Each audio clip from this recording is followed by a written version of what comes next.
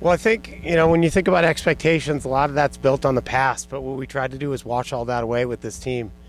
You know, Certainly we think we have a good enough team where we can get further than we did last year. I know last year was a bit of a disappointment, but we don't want to think of it that way. We're in control of our own destiny, and take it one day at a time, all right, and not let the end result, the end of the season, get in the way of us focusing on game to game, because we've got a challenging schedule. It's not the longest schedule that we've ever played, but it's probably the toughest, and we're going to have to be focused from day to day. But I know this team, the way that they've worked, seeing them out in the field early every single day, the way that they've worked in the weight room, I think this team is in charge of their expectations, and I think they're high.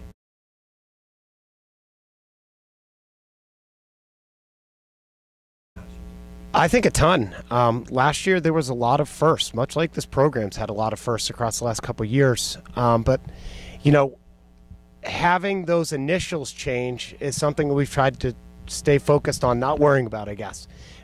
We're going to try to play the finest version of team lacrosse that we possibly can, regardless of the initials that come before our name.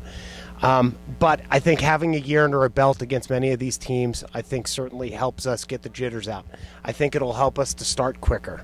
I think it's going to be a little bit easier for some of these seniors to explain to the younger guys what to expect, and keep them focused on what's important from play to play, game to game. Definitely learned a lot. We definitely upped our competition from D2 to D1. Definitely the first year we could see the competition go up, and we didn't have so many blow-up games, which is really nice for our team, because definitely made us get better every game and every week.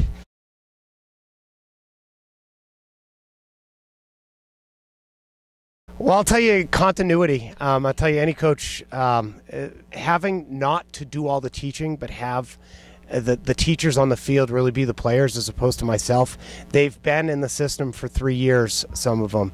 They've been in the system for 2 years. We've gotten so much further along this year at this point than any other year before. I think it's going to be a strong point of ours. I think we're athletic up and down the middle, but of course, having a lot of those scores come back and a lot of that numbers once again reaffirms to the guys that it's not about me, it's about the system, it's about me doing my job within the system and letting the goals go where they may and letting those assists go where they may. And the guys have even said the more that they focus on running the system, very often the more their productivity goes up with regards to goals and assists. I think there's a level of play on our offense that has built off last year. Just the way we play together, and we know where each other is going to be at all times and stuff. And so I think from last year building on, it's almost like a brotherhood that is going to help us out a lot this year.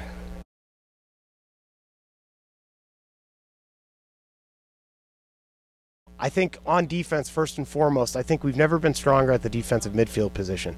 That's something that in years past we've struggled to get the right kind of athlete, to get the right kind of buy-in at that spot. And we really have a nice group this year with Dom Conti, Zach Stout, who has made the move over from an offensive focus to a defensive focus, as well as a few newcomers.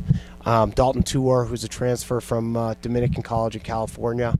As well as our two primary face-off guys, Ryan Kofelt, number 14, and number 11, Jake Berard, who had a huge year for us last year. I think their buy-in and their athleticism has been great, and of course, Spencer Huso, essentially a 4-year starter, large, is doing a good job helping lead, but, at the heart of it all is number 27, Joaquin Mixco.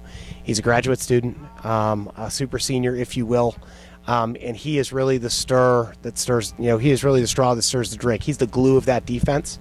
And I think focus is going to be the main issue for them. If they stay focused on their jobs, not try to do too much, and focus on being a team defender, I think we're going to be just fine.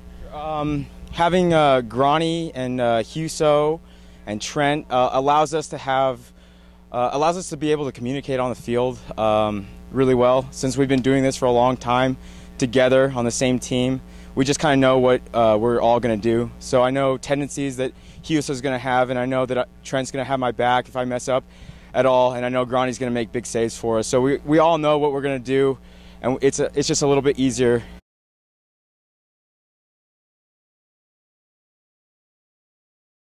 Gronny took a year off, and he's come back with a renewed focus and a renewed vigor. We've had a pretty good competition through the fall. We had 4 goalies in the fall. Now we're down to 3. We've got 1 junior in Eric Gronseth, who's kind of established himself really as the starter, and 2 freshmen that are pushing him every day, a kid named Josh Nett from Idaho, as well as Connor McFarland, who is a pretty highly recruited goalie out of Northern California.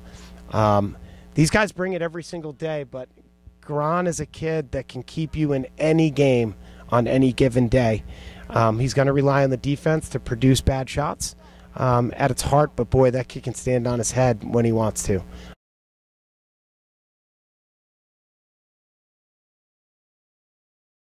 Two very dangerous teams. As I said, I don't think that we have a single pushover on the schedule, especially we're still fairly new on the block. Boise State's a team that gave us a game last year. I think it was 18 or 19-11 up at their place, but they have some big, strong athletes. Nothing to be taken lightly in any way, shape, or form. Oregon, same thing. Always a handful of athletes from Oregon. They've got a couple athletes from the state of Utah that we're familiar with. They've won a lot of games in the last couple of years, and we're probably going to focus more on what it is we do as opposed to our opponent. But make no doubt, we've watched the film, and we've got a pretty strong scouting report. But this team, I think, as a whole, offensively, defensively, special teams, they are very much in charge of their own destiny. I think that they can do as much as they want to do. They can go as far as they want to go. And their culture and the strength of that is going to trump, anything else going to be put in their way. I think they're very much in charge. Way too excited. It's definitely going to be good to go out there and see another color and get to put them in the dirt. Oh, definitely. It's a big relief. We've been practicing for almost 2 months now without any competition, and it's fun to beat up on each other, but for so long it gets tiring, and I think we're ready to go out and beat up on some other colored jerseys, and I can tell all the guys are ready and fired up to play, so it's going to be fun.